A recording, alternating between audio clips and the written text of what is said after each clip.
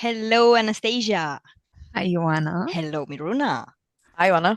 Hi, Hello, Anastasia. everyone, and good evening, everyone. Welcome. Today, we are together with Anastasia as a support telepath, me as the external hypnosis operator and student of the Grifasi Academy, and Miruna here as our sponsor. Thank you, Miruna, for being here. Thank you for Thank having me. you. Thank you for getting involved in our activity and for sponsoring us. It means a lot. So thank you so much. If you also want to sponsor us, you can send an email to investigations@kalogerography.com, and you can also be here with us. Ask your questions. Miruna also prepared her questions for today. And yes, so as you know, the investigations that we do are in two parts. We have the fixed part with fixed questions. All hypnosis operators receive these fixed questions in many countries, in many languages, and we cannot modify or deepen the answers in the first part. We have the second part, the free exploration part, where we will go deeper in the answers that Anastasia will give us in the first part. And now we have the sponsor part, Miruna's part, where she will be able to ask her questions that she prepared, as I said, for this subject. Anastasia, do you know the subject? No. That's right. No support telepath knows the subject before getting into the hypnosis state because we do not want to contaminate the information more than it already is. Okay, I said what I had to say. Anastasia, you can get ready, you can get comfortable. Mirna, you cut your microphone. That's great. Thank you.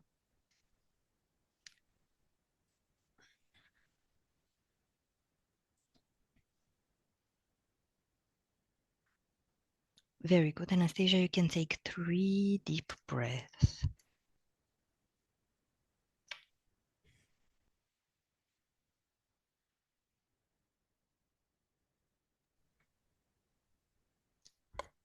And you start to feel your muscles relax more and more as you breathe, and which with each inhale, your body becomes heavier and heavier, and your thoughts with each exhale leave your mental body.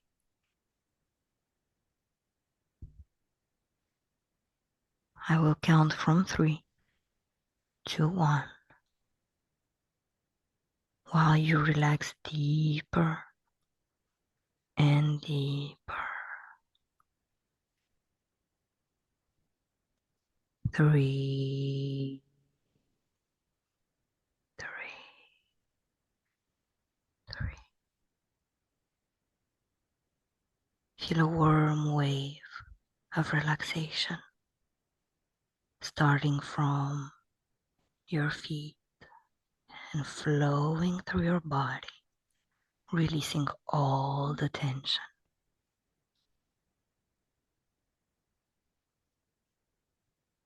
2, 2, 2. Your breath becomes slow and effortless, and with each exhale, your mind is quieter.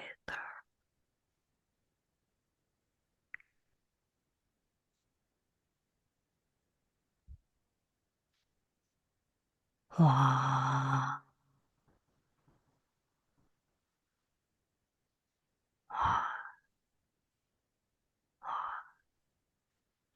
Allow yourself to sink completely into this moment. Your body is heavy and still, and you feel good, you feel calm.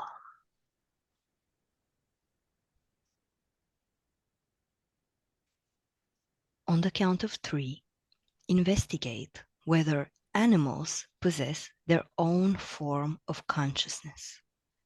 1, 2, 3.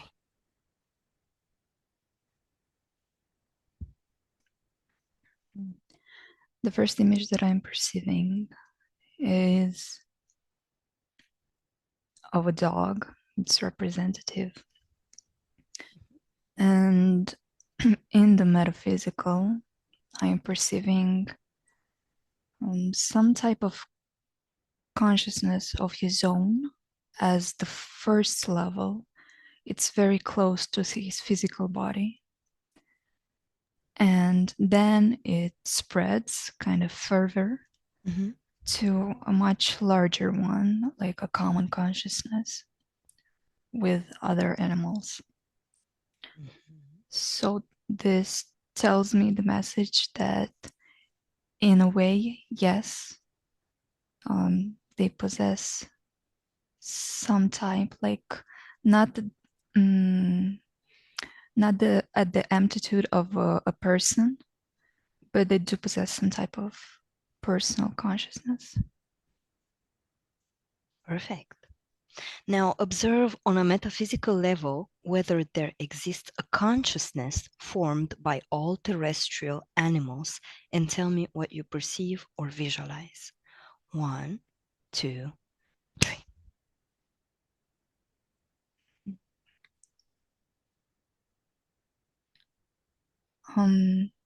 I do perceive one big one, but it consists of all the separate kind of groups of consciousness of different animals. And I'm perceiving the word instinct. So the aspect of instincts is different here. Kind of they all have their own characteristics, but it does form one big consciousness.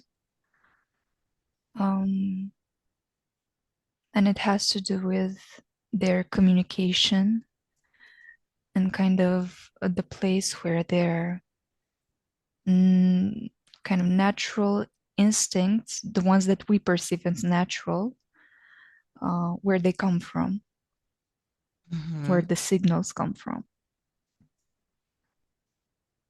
Do you perceive anything else? For now, no. Okay, very good. What do you perceive when you compare animal consciousness to human consciousness? The human one, I see it more complex. It has more intricate details, more power of will. The animal one, I see it as obviously less complex, more based on actually feelings and the present moment, actions based on that. In humans, I can perceive that complexity of things that combine the mental, emotional, sexual. Yeah. Do animals carry karmic load? The first thing that came is some of them. It depends, perceiving the information that it depends on how many experiences they had, as in lives, and how developed their consciousness is, because for some of them it's more developed than for the others. And in some cases, for some of them that have kind of the more developed, not just consciousness, but kind of more developed mental body, and emotional, I can see that there may be developed some type of karmic thing. Do karmic connections exist, or can they exist between specific individuals and their animals?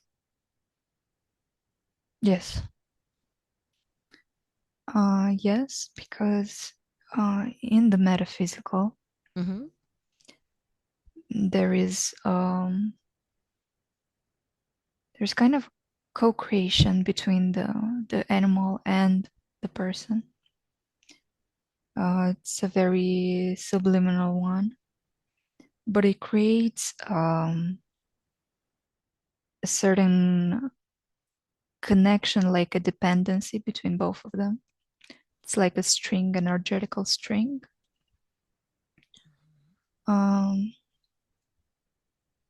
That in some cases can affect either the animal or the person. They can become bigger and like vortexes of energy that can harm one or the other. So yes, that's why they can develop into karmic connections, because detachment becomes so prominent. Mm-hmm. Okay. Do you perceive anything else about this question? No. Okay. Are animals subject to the cycle of reincarnation? The first thing that came is yes. Okay. Connect with this information, give more details.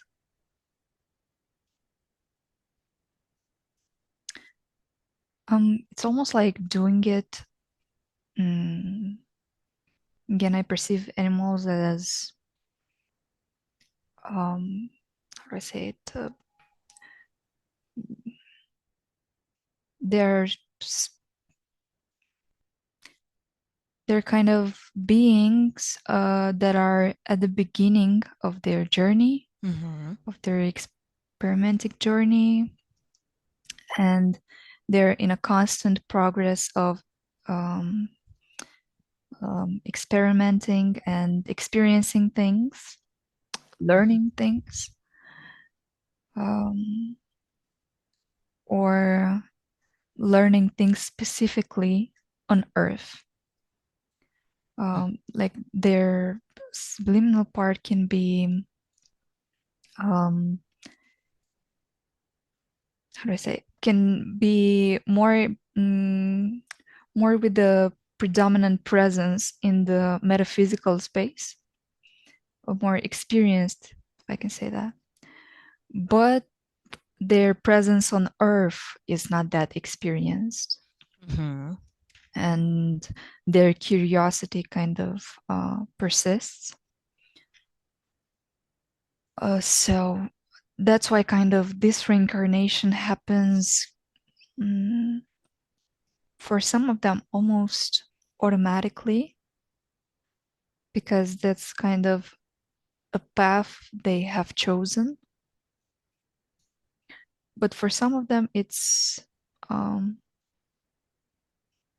decision done unconsciously, because they don't still have that that level of rationalizing things and kind of making decisions, the big kind of decisions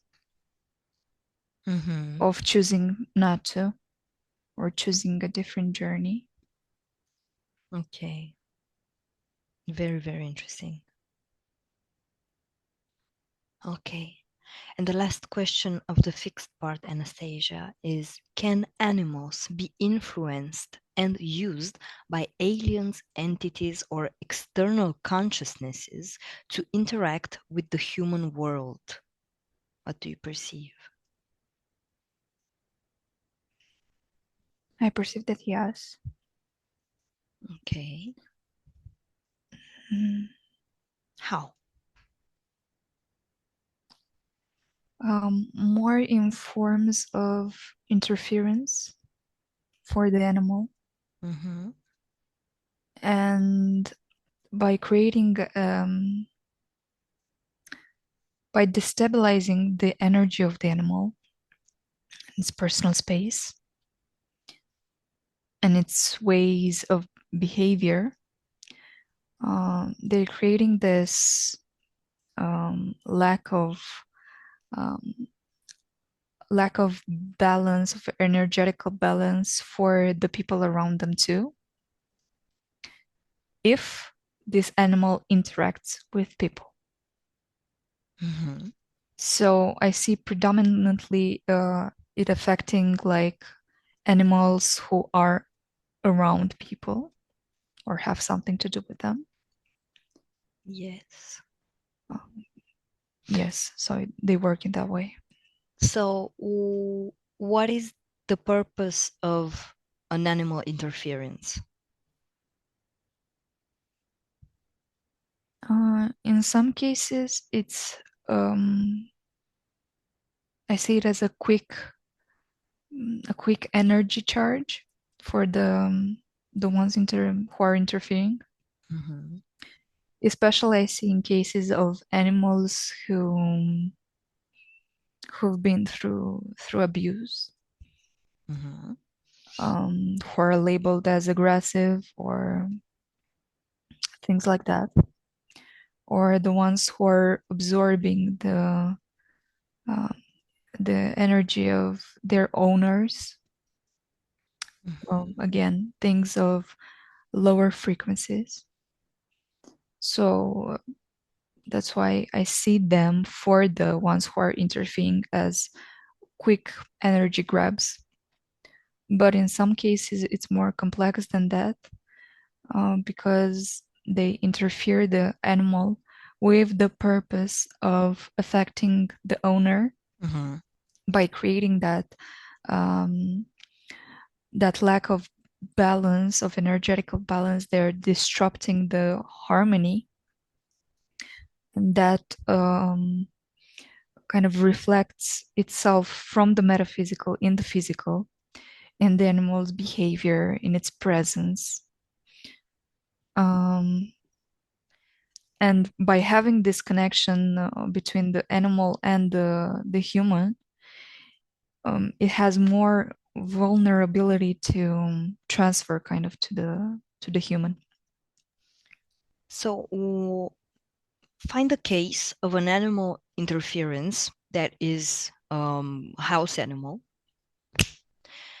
and tell me, go to the moment of the interference and tell me, observe on a metaphysical level. Tell me, how do you perceive the mechanism of this interference?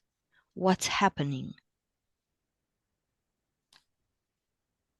Okay, so it's a dog, a small dog. Mm-hmm. He's watching um, his mom. Yeah. It's a human. As she's struggling at work, they're very connected. He feels a very strong attachment to her. And he is sensing all of that sadness coming from her and all of that stress. And it creates this vulnerability in his space, in his energetical space. And that's how the interference kind of had the opportunity to Entering. interfere. Yeah. Yes. On a metaphysical level, how do you perceive this transfer of emotions between a human and an animal? What's it shaped? How do you perceive it? I see it beginning with the attachment in the first place. Mm-hmm. An attachment that is reciprocated, but it's kind of taken to the extremes. In this case. Yes. Okay. It's like a it's more strong it's stronger from the animal, coming from the animal, because Okay. that's their tendency. uh, they're very easy acting with their emotions. um, but it also comes from the owner, and in the metaphysical it creates this. Firstly, it's a thin string. It's basically an attachment between them. Yeah. And with time, it can grow. It can become like little vortexes of energy, which are created unconsciously. They're not created by someone's will or wish.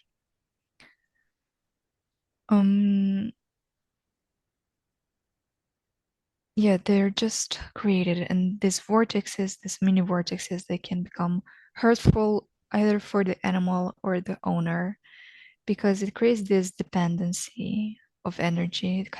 They depend emotionally on each other. What kind of emotions are circulating through this vortex?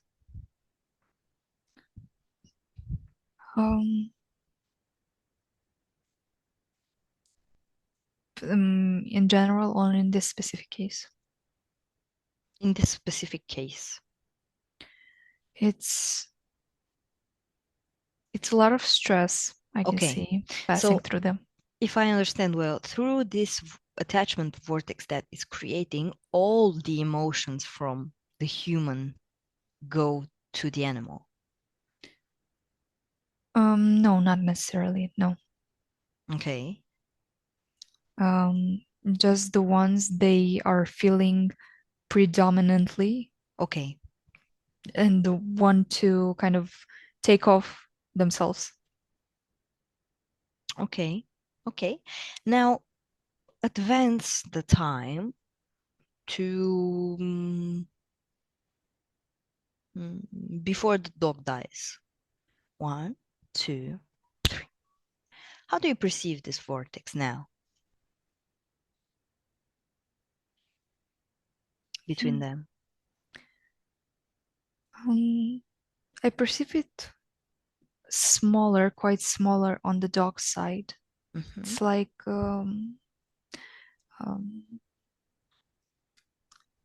it's been sucked out of energy.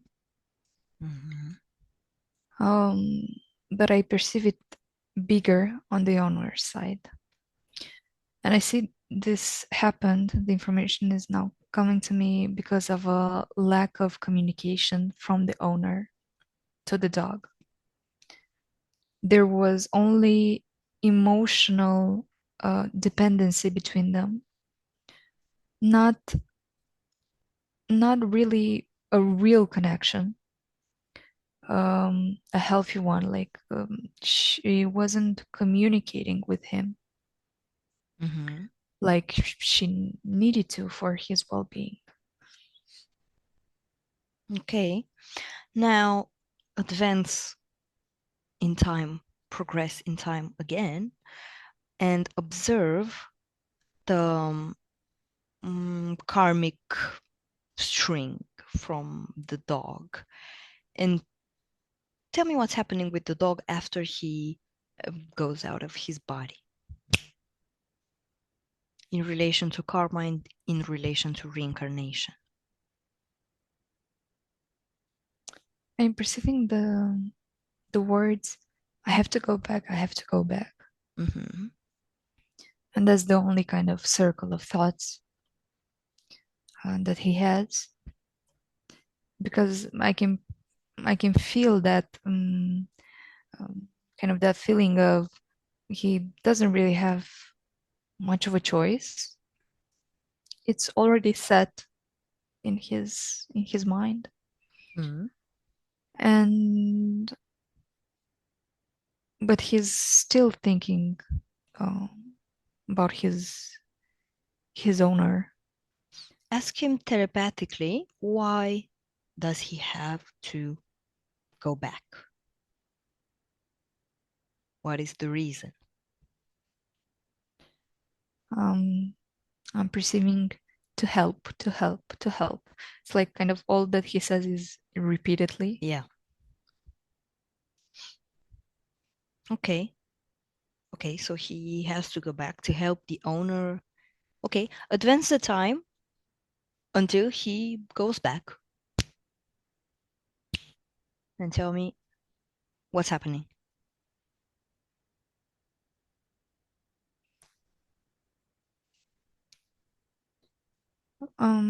This life I see different for him. Okay. Doesn't have an owner. He's a street dog. Mm-hmm. And he's learning a lot of independence and exactly the opposite of his past life. How to not be dependent on humans. He's learning a lot of resistance and yeah. Good. He's on his journey, Mm-hmm. on his learning journey. Okay.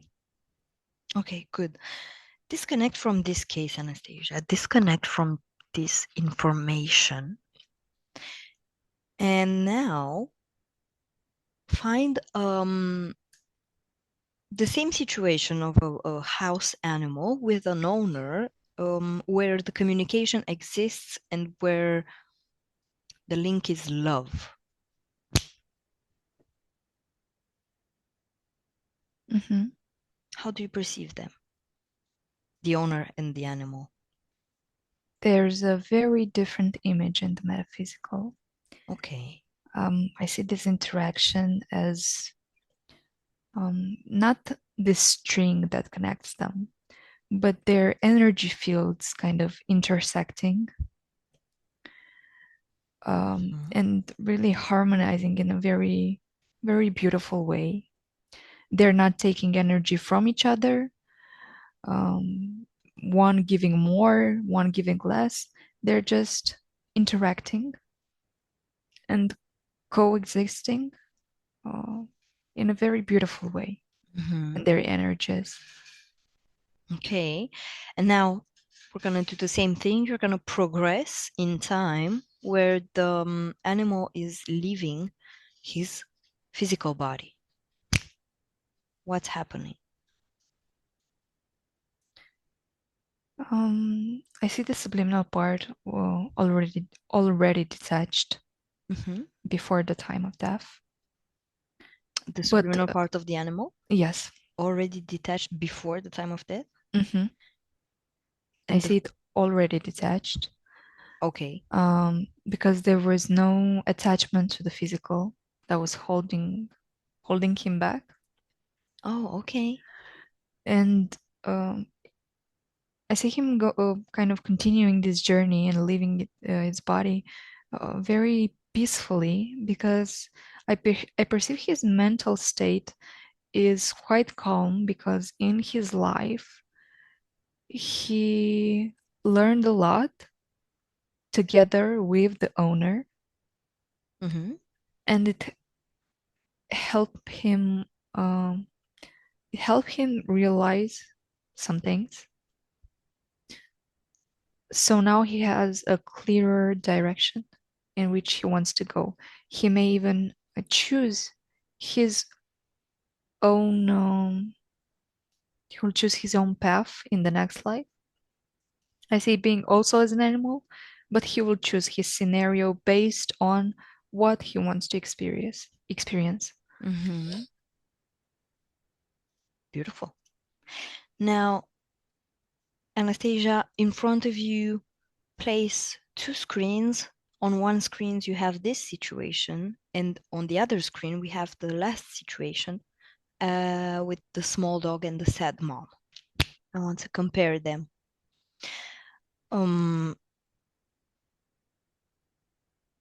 Do you perceive that in some cases, even animals can choose to reincarnate? Yes. Okay. They can. And in other cases, it's automatically.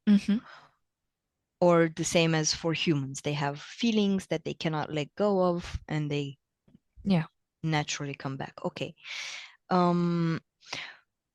About the human, what in these two cases, what are the differences? Why is the one that we saw linked to, not linked, but the energy fields are interacting beautifully and fluidly, and the other one, it creates a vortex? Why is that, in the sense of what is the human doing differently? The first thing that came and the most prominent difference is the one with the dog is seeking resolutions for her problems on the outside. She's seeking everything from the outside. And the one, it was a cat. The one with the cat, Okay. Doesn't have that dependence on the external factors. She has a sense of wholeness and seeks answers from within. And so this doesn't create this codependency with her animal because she doesn't seek that emotional refugee from her animal. She sees him as a companion and as an equal, honestly. So that's why these energies kind of combine so beautifully, comparing it to the dog case. Do you perceive that the level of consciousness of the human can influence the lives of the animals around us? Yes. Okay. Okay, great. Do you perceive anything else about these two situations? No, the animals are just really cute. In both cases. Okay, disconnect from these scenes. You perceived in the beginning a dog that has a consciousness in the first plan, has a consciousness of his own, so a subliminal part of his own, and then that is close to his body, and then something bigger, something extended, like a collective consciousness, right? Yeah. Okay. Is this only available for dogs? No. But I don't see it for all the animals. For example, I'm now perceiving like an ant, for example. Yeah. In this case, there is no subliminal part like for the dog, like personal one. It directly connects to the collective consciousness. So, yes, and the bees are the same as the ants? Yes, all their own They're collective consciousness. insects. Yeah. Okay. What is the condition for an animal to have his own subliminal part? It's just more experiences Okay. on Earth. Yeah. Let's take the dog.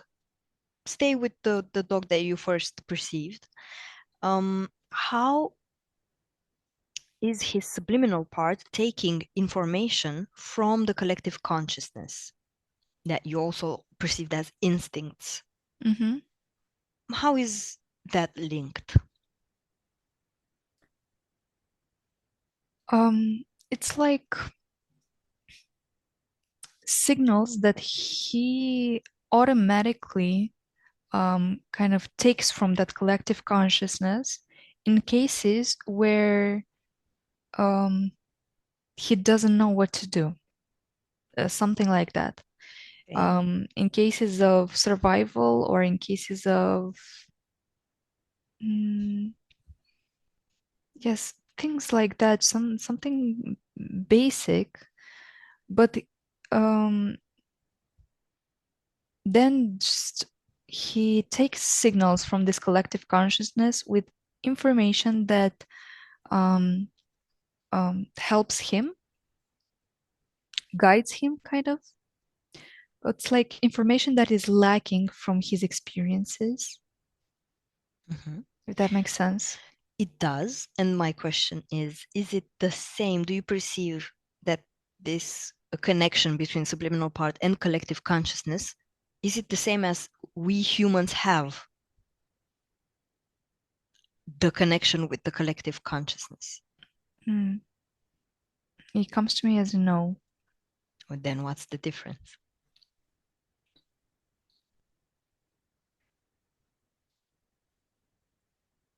It's the human consciousness is first more complex.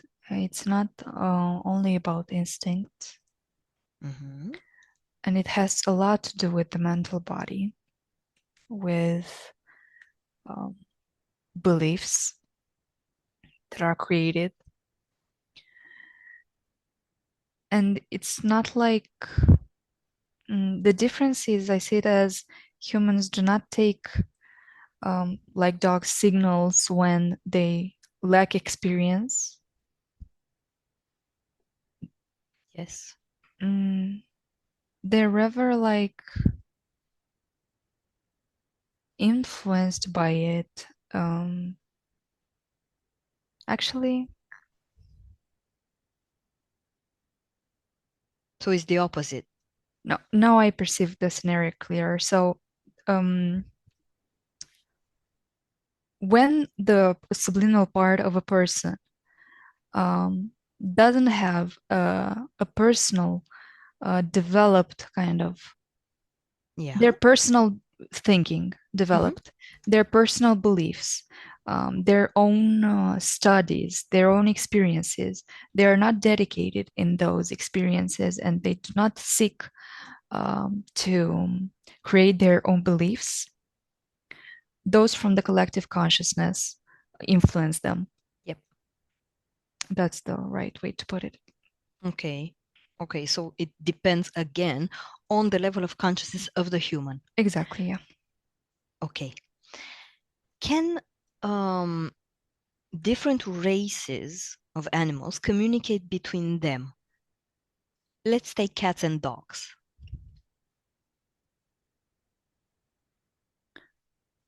In some way, yes. Not fully, but yes. Let's take wild animals. Let's take a zebra and giraffe. Can they communicate between them? On a very subtle level, but yes. Birds, an eagle with a pigeon. Can they communicate between them? I'm just curious.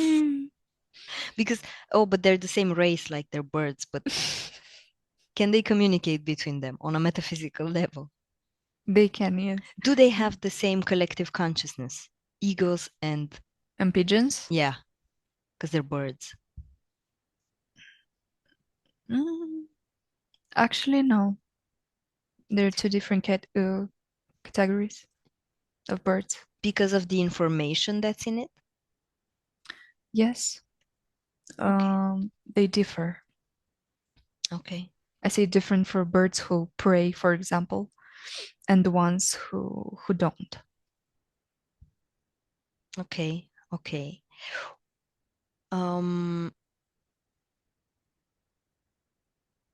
Okay. Miruna, you can activate your microphone and ask the question number 4. Okay. I think you can hear me. Yes. So my question would be, what's the most evolved animal from a metaphysical point of view?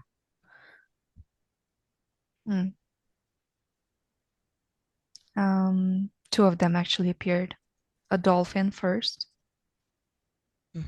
and the cat. But dolphin is number 1, I would say. This is what's coming to me. Why? I see them as being very evolved mentally, their mental body, their understanding of things. Yeah.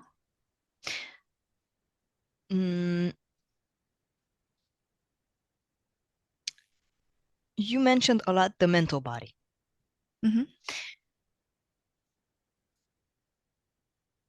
Compare the mental body of an animal and the mental body of humans. And tell me, what major differences do you perceive? Oh, a lot. No, the most major one, I perceive them as like drawers from a Okay. cabinet. Yeah. And in an animal, I can see like 5, max 6. Files in the drawer. No, like drawers. Oh, Like, okay. I don't know, like 5 of them, 6 of them. It Okay. varies. In people, it's like 30 plus. Okay. Yes, the processes, the thinking is more complex. Mhm. Now compare the sexual bodies of the animals and the humans.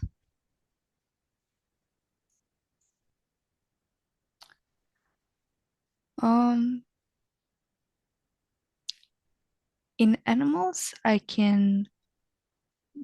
perceive them as sources of energy in both. But in animals, I can see them like as lightning a match. It's like very short, a short process and like a short spark, like impulses of energy. Mhm. And in humans, I see it as a more complex process. Um, um, they dominated more and they have more control over it. Mhm. Yeah, so they can utilize it in more ways. In animals, I don't see it as um, not necessarily as evolved, but they don't have the necessary consciousness to use it in Yeah. ways that we do.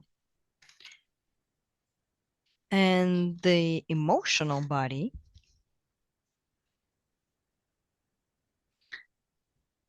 Mm. In animals, I see it very simple, very straightforward. Mhm. They're reacting to the present, and the emotional body is influenced by what they're surrounded by. Mhm. In humans, the emotional body, I see it influenced not only by their external life, but also by their mental body Yeah. and a lot of things. Okay. Okay. Very good. Now, Miruna, you can continue your line of questioning. I think question number 3 and then the last one. Yeah. So going back to, the difference between cats and dogs, my question would be, what's the difference between them? Mm. The cats I see are more conscious of their subliminal part and the energetical, the metaphysical space. I see they're more connected in ways, and I see they have more perceptions, even in their physical body. Um, they have more uh, characteristics that help them see more and feel more. Rather than in dogs, I still see the dogs um, quite connected with energies, but they tend to be more physical, more attached to the physical material world, and they act a lot on the present moment, like for what they see literally in front of them. That's the main difference. Okay. Very interesting. So my last question would be, what do you think we can do to better communicate with the animals around us?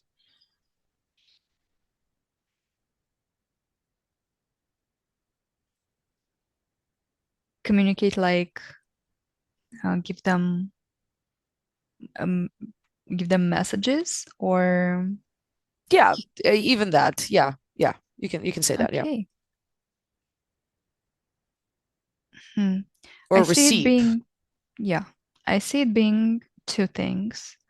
One is actions and one is intentions. So the first actions, um, act with act with them and treat them um, in a respectful way. That way, they can create this trust with you, so they feel comfortable enough to communicate all that they want with you. And the second one is I see it through intention and through really energy, not just words. They can feel it. They can feel love. They can feel your anger. They can feel your sadness. Um, just being really intentional about uh, what energy you communicate with your animal. That's really, unless you have uh, telepathic abilities, you can communicate with them in that way, hear messages from them. But if you are not really connected to that side of yours, then through energy and through intention, if that makes sense. Makes sense. Yeah, it makes perfect sense. Yeah, thank you. Thank you, Mirona, for your questions. Anastasia, do you perceive anything else about this subject, about the animal consciousness, something that you want to mention and you didn't have the time, or something important that appears now? No, I think I said Okay, everything. perfect. Now I will count from 1 to 3, and at 3, you will be fully in the present moment. 1, take a deep breath and disconnect completely from every perception, from every place, from everything and everywhere, and return fully into your body. Your space is clean, you're feeling better and better, and you raise your frequencies to their highest values. 2, your body becomes lighter and lighter and stronger. You can move it with pleasure and ease, and you feel better and better. And 3, you can open your eyes, fully present here, feeling great. And this is my cat. Thank you. Anastasia, how do you feel? I feel amazing after seeing all the animals. Yes. Miruna, you can activate your microphone. How was it? How do you feel? I feel great. Lots of curiosities answered during the whole activity. It was interesting, actually. How do you how do you perceive, I'm asking you, how do you perceive too the difference between listening to our investigations and being here with us? What changes? Being present, asking your own questions. It's like, it's kind of guiding the person to see what you need to see, while when you're actually in the meditation itself, you actually have those, I'm a visual person, so I have those images. Also, Um, you perceived what Anastasia was saying yeah, too. yeah. That's how I Awesome. connect. That's how I connect to things and information. So yeah, Awesome. yeah. Awesome.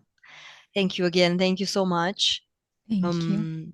Thank you, Anastasia. Thank you, Miruna. Thank you everyone for watching. I hope you liked it. I hope you like this protocol. I love it. I hope we're gonna do more of them. So yeah, thank you so much. Have a great day. Have a great night, and we'll see you soon. Bye, Thank everyone. you. Bye bye. Buenos días. Dzień dobry. Bienvenidos a este primer vídeo de Disclosure en español y polaco.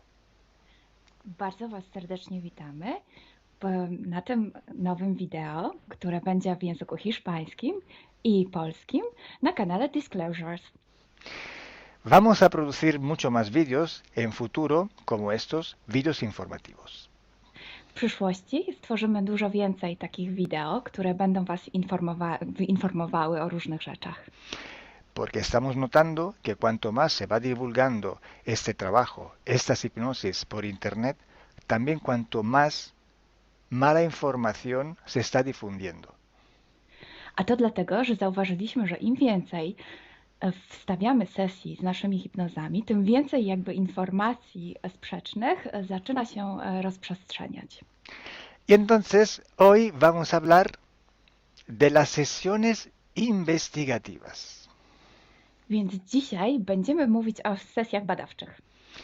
Porque estoy viendo que hay personas que a lo mejor se dedican a una sesión con una persona, se van a algún lugar, preguntan algo y lo poco de información que pueden extraer de una sesión se lo creen como si fuera oro, completamente puro oro. Bo zauważyłem, że są takie sesje i takie osoby, które robią jedną sesję z jedną osobą na dany temat i kiedy wychodzi tam jakaś informacja, to jest ona odbierana, jakby to było rzeczywiście coś niesamowicie wiarygodnego, jakby to było czyste złoto. Yo os digo que la sesión así dicha investigativa no existe. Ja chciałbym Wam powiedzieć, że sesja badawcza tak naprawdę nie istnieje. Entonces podríais como preguntar, entonces cuando haces una sesión a un cliente y preguntas cosas, ¿por qué preguntas? Więc mógłbyś mi zadać pytanie, więc skoro robisz jakąś sesję z jakąś osobą i zadajesz jej pytania, to właściwie po co je w ogóle zadajesz? Sí, sabemos que la información en hipnosis está muy, pero de verdad muy contaminada. My bardzo dobrze wiemy, że informacja, która wychodzi podczas hipnozy jest niezwykle, ale to niezwykle zanieczyszczona. Y esa información, así como sale de la hipnosis, no podemos tomarla como conocimiento, como investigación. Więc takiej informacji, która wychodzi podczas sesji hipnozy, nie bierzemy nigdy jako takiej informacji, która jest rzeczywiście bardzo prawdziwa, zgodna z prawdą i oczywista. En el caso de sesiones a clientes, la información que sacamos nos sirve por otro objetivo. El objetivo es llegar a la causa de su problema y trabajar. Te informacje, które uzyskujemy podczas sesji dla klientów, służą nam zupełnie do czegoś innego. Celem jest to, żeby znaleźć przyczynę i pracować nad nią. Pero ¿qué significa que la información está contaminada? ¿Cuánto está contaminada y por qué? Ale co to właściwie oznacza informacja zanieczyszczona? Kiedy jest zanieczyszczona i dlaczego jest zanieczyszczona? Hay que saber que cuando nosotros pedimos una información y nos llega a través de una persona en hipnosis, esta información sale de una fuente, para así decirlo, y atraviesa muchas dimensiones, muchas densidades. Kiedy prosimy o jakąś informację podczas sesji, to ta informacja, powiedzmy to w ten sposób, pochodzi z jakiegoś źródła, ale w międzyczasie przechodzi przez wiele gęstości i wiele wymiarów.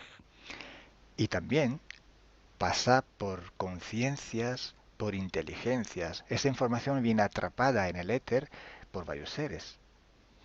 Ale ta informacja przechodzi też przez wiele umysłów, wiele świadomości,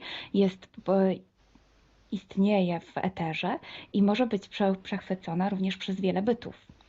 Estos seres, estas inteligencias, pueden voluntariamente o involuntariamente distorsionarla. I te byty, te istoty lub świadomości mogą ją zniekształcić świadomie lub nieświadomie. Y además, la persona que está en hipnosis tiene sus creencias, su mentalidad, sus perspectivas, sus opiniones. Esta estructura mental contamina también esta información. A co więcej, osoba, która jest w stanie hipnozy, ma swoje własne przekonania, swoje własne wartości i wierzenia, swoją własną mentalność i przez tą właśnie strukturę całą mentalną również może dojść do jeszcze kolejnego zanieczyszczenia. Y además, si nosotros queremos investigar, por ejemplo, una persona o un ser que no tiene ninguna conexión con el ambiente hipnótico donde estamos trabajando, esta persona puede no autorizar la salida de informaciones de sí mismo. A co więcej, jeśli połączymy się z jakąś istotą, która absolutnie nie należy do tego środowiska hipnotycznego, w którym pracujemy, taka istota może nie zgodzić się na przekazanie informacji. Si hay interacción, si hay interferencias entre un ser y otro, es posible que circule información por las conexiones, por los pactos. Jeśli jest jakaś interferencja między dwoma istotami, to wtedy dzięki tym paktom, albo przez te pakty, przez to połączenie, które istnieje, rzeczywiście wychodzą informacje. Pero si en aquella sesión en concreto ese ser o esa persona se va a cuestionar y no hay ninguna conexión, es muy improbable que llegue una información autorizada. Ale jeśli zdarzy się tak, że łączymy się z istotą, która nie ma z tym nic wspólnego, to jest bardzo mało prawdopodobne, że dostaniemy jakąś informację. Entonces, imaginemos que queremos investigar sobre un personaje famoso de la historia. No, na przykład wyobraźmy sobie, że chcielibyśmy otrzymać informację o jakiejś osobie niezwykle znanej, historycznej. Si no tenemos de alguna manera alguna conexión con los elementos del ambiente hipnótico y esta persona, aunque no esté conectada, no autoriza esta información, pues no llega. Więc jeśli wyobrazimy sobie, że ta osoba nie jest w żaden sposób połączona z tym środowiskiem hipnotycznym, w którym pracujemy, może się tak zdarzyć, że absolutnie nie zezwoli na żadne przekazywanie informacji na swój temat. Y cuando pasa esto, hay siempre o casi siempre alguna entidad que se aprovecha de la situación. I kiedy to się dzieje, zazwyczaj pojawia się jakiś byt, który wykorzystuje tę sytuację. Se puede presentar con la supuesta identidad de la persona o del ser que estamos buscando, o puede de todas formas modificar o inventar una información por su cuenta, por su personal ventaja. Może zrobić dwie rzeczy. Albo przyjąć, zidentyfikować się z osobą, o której chcemy zrobić tę sesję, przyjąć jej tożsamość, albo zmienić informacje, które chcielibyśmy otrzymać, tak aby to działało na jej korzyść. Nosotros en sesión a clientes podemos trabajar porque el cliente nos autoriza a trabajar en él en su sesión. Podczas sesji dla klientów możemy pracować nad takimi informacjami, bo otrzymujemy zgodę na informacje właśnie dzięki temu klientowi. Y podemos trabajar con sus seres queridos, por ejemplo, o con los seres que interfieren con ella, propio porque hay estas conexiones. I możemy pracować na przykład z istotami, które kocha ta dana osoba, lub z bytami, które w nią ingerują, właśnie przez to połączenie, które tam istnieje. Entonces, hay una gran diferencia entre la sesión a un cliente para solucionar sus problemas y hacer sesiones para investigar. Dlatego istnieje taka duża różnica między sesjami, które robimy dla klientów, aby rozwiązać ich problemy, i między sesjami takimi poszukiwawczymi, badawczymi. Por eso digo que no existe una sesión investigativa. I dlatego właśnie Wam mówię, że nie istnieje coś takiego jak sesja badawcza. Lo que existe es un protocolo de sesiones de investigación. To, co istnieje, to pewien protokół sesji badawczych. Hay que seguir un protocolo y hay que ejecutar una serie de sesiones y con personas diferentes. Więc trzeba zawsze śledzić ten sam protokół, a jednocześnie wykonać wiele sesji z różnymi osobami.